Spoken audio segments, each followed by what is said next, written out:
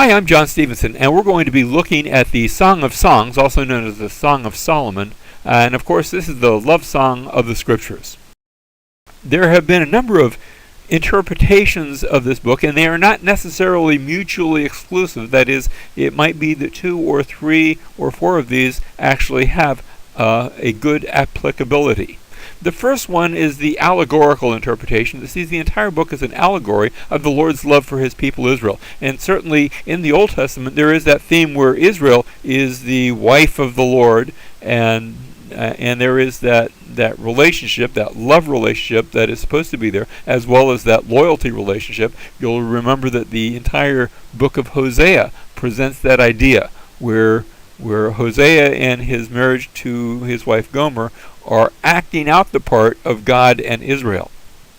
The next interpretation is the cultic interpretation. Now, don't take that word cultic in a bad way. It just says that these are cultic or religious poems for use in the marriage ritual. And certainly we have seen examples, even in our modern day, of portions of the Song of Solomon being used perhaps in a wedding. The third interpretation, and this is the one with which I am going to take issue, this is the one with which I thoroughly disagree, but let me share it with you anyway. This is the shepherd interpretation that views Solomon as the villain of the story. It says this isn't a story between a guy and a gal, and that's wonderful, but rather there's the guy, there's the gal, and then there's evil Solomon who takes the girl and marries her, and then she goes running off to find her lover. Of course, that makes her an adulteress, so there's real problems with that story. And I have to say that it's really of a very recent innovation. This is a sort of a newfangled interpretation, but you might hear it out there somewhere. The next interpretation is much like the allegorical. This is the typical interpretation. Sees this as a type of the church, and just as the Old Testament pictures the relationship between the Lord and Israel in forms of a marriage, so likewise the New Testament does the same thing with Christ and the church, and describes the church as the bride of Christ, and Jesus as the bridegroom who's coming for his bride. The last interpretation, and this is the one to which I lean, although let me say I think we can also see some validity, at least an application of seeing it as a type and using it in marriage and seeing that allegory, but I lean toward the natural or literal interpretation that sees this as a series of love songs between a man and a woman. Now, the cast of characters, as I said, I'm not going to suggest there's 3 main characters, but rather there's 2. First of all, there's Solomon, Shalomo. The name means peaceful, and he's the guy in the story. The story is named after him. And then there's what I guess we could call Mrs. Solomon, the Shulamite, but that's just the feminine of Shalomo. So we have Mr. and Mrs. Solomon. The book begins, and let me give you this brief outline of where the story is going, and then we'll look at some of the details in it.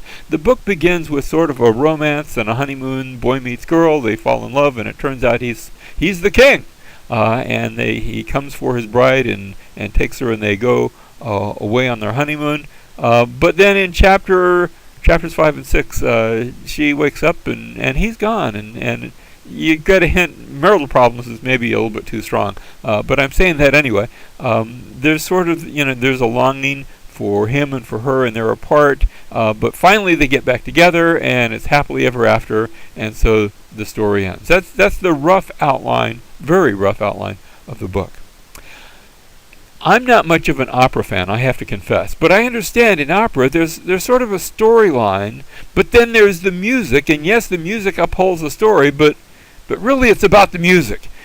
And I think that maybe that's a good analogy for the book Song of Solomon, in that in this book, yes, there seems to be sort of a loosely connected storyline, but it's really about the poetry, it's really about the love, it's really about the emotion, it's really about the song. But like I said, I think there is a story behind the song, so let's look at that story, and then we'll see maybe a bit of the song. The story begins where, there's the gal. She says, "I am black but lovely, O daughters of Jerusalem, like the tents of Kedar, like the curtains of Solomon." And it says, don't stare at me because I am swarthy or dark, for the sun has burned me. We're not talking necessarily somebody from Africa. This is a Jewish story, but she's been out in the sun a lot. For the sun has burned me. My mother's sons were angry with me. They made me caretaker of the vineyards, but I have not taken care of my own vineyard. Yeah. So notice that her own vineyard isn't a neighboring piece of land. She's talking about her own body. So there is a lot of figurative speech because this is poetry. And so we're going to expect quite a bit of this. I haven't taken care of myself.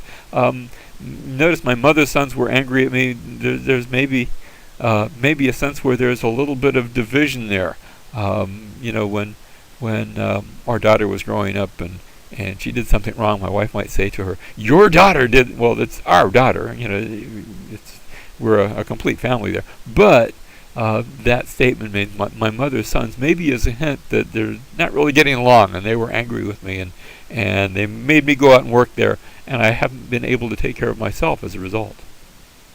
So that mother's sons is maybe a hint that all is not all that great.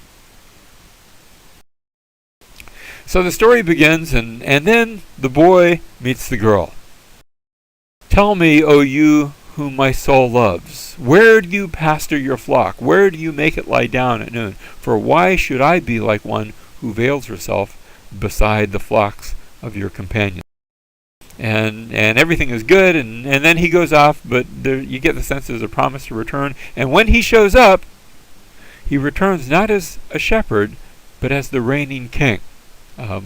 You can see maybe why people are tempted to see this as an analogy or type of Christ, who came the first time as the humble, teaching, miracle-working rabbi, but returns again as the conquering king. And we have maybe shades of that here as well. As the story develops, Solomon takes his bride to Jerusalem, and she's in Jerusalem, and all is well. But there's a temporary separation, as we noted in chapters 5 and 6, where she goes out looking for him and at first can't find him. Maybe the palace is sort of big, or maybe he's off on king's business. That's not important to the story. What's important is the emotions and the love that's described. And eventually they come together and all is well. Now I want to give you some observations from the book. First of all, the name of Yahweh I don't think it's mentioned at all, or if it is, it's just in passing. Secondly, the book is never quoted in the New Testament, and I think that's an interesting observation. But I'm going to suggest there are some allusions to this book, that there are some uses of language that echo from this book, Song of Songs. It's been a long-standing tradition that the Jews of early times would not permit their young people to read this book. They thought of it, maybe a little bit R-rated. Maybe you need to already be grown up and be married, and because you don't want to engage your young ones in those sorts of thoughts before they're ready for them.